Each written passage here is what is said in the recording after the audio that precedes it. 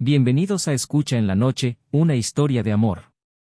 A veces, el amor llega como una tormenta, inesperado, intenso e imposible de ignorar.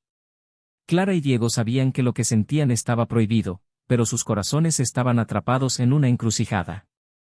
Ahora, cada elección parecía acercarlos más al abismo. Clara está atendiendo a un paciente en el hospital. Su rostro está visiblemente cansado, como si no hubiera dormido. Celeste entra con una bandeja de medicamentos y se acerca con un tono aparentemente amigable. Clara, ¿estás bien? Parece que llevas días sin dormir, demasiado trabajo, demasiadas distracciones. Clara se detiene por un momento, confundida, pero sonríe para disimular. Estoy bien, Celeste. Solo el cansancio típico de este trabajo. Celeste arquea la ceja mientras dice, claro, aunque he notado que tienes bastante energía cuando Diego está cerca. Clara levanta la mirada, sorprendida. Celeste sonríe, pero hay un tono de insinuación en su voz.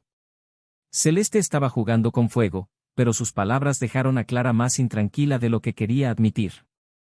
En el pueblo, Diego está en la capilla, ayudando a un grupo de niños a preparar un coro.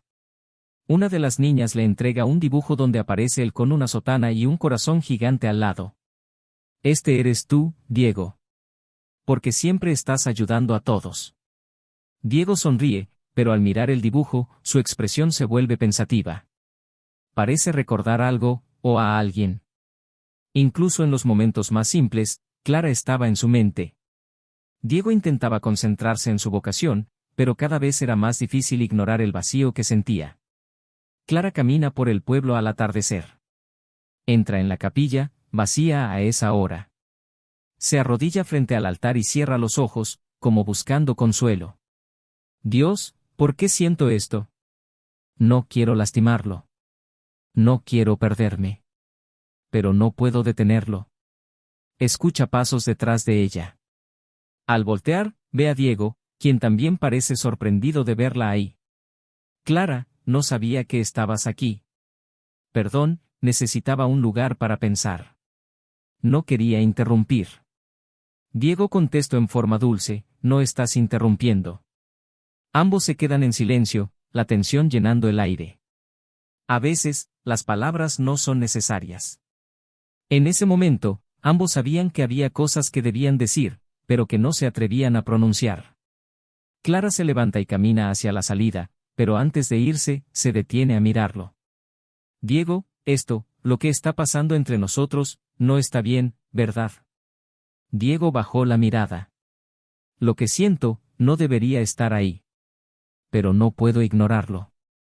Yo tampoco, respondió Clara con un tono algo triste.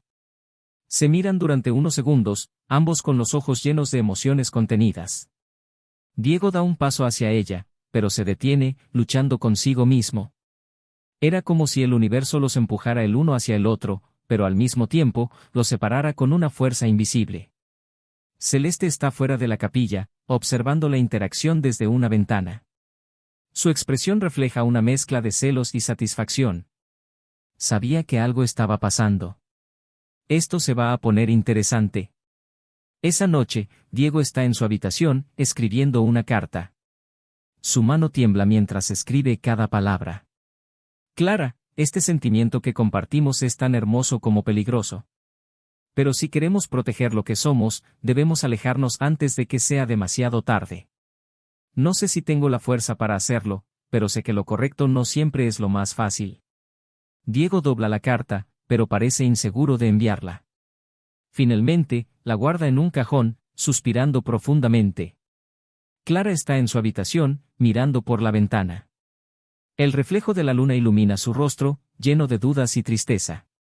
¿Y si esto es una prueba? ¿Y si estoy destinada a dejarlo ir? Pero, ¿y si este amor es real, tan real que merece arriesgarlo todo? Esa noche, ninguno de los dos pudo dormir.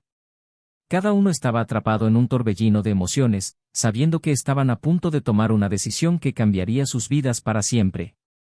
El amor puede ser un refugio o una tormenta. Clara y Diego estaban a punto de descubrir cuál de los dos los esperaba en el siguiente paso. Llegamos al final de la quinta parte de la historia. Si te gustó, recuerda dar me gusta y suscribirte para seguir escuchando historias en la noche.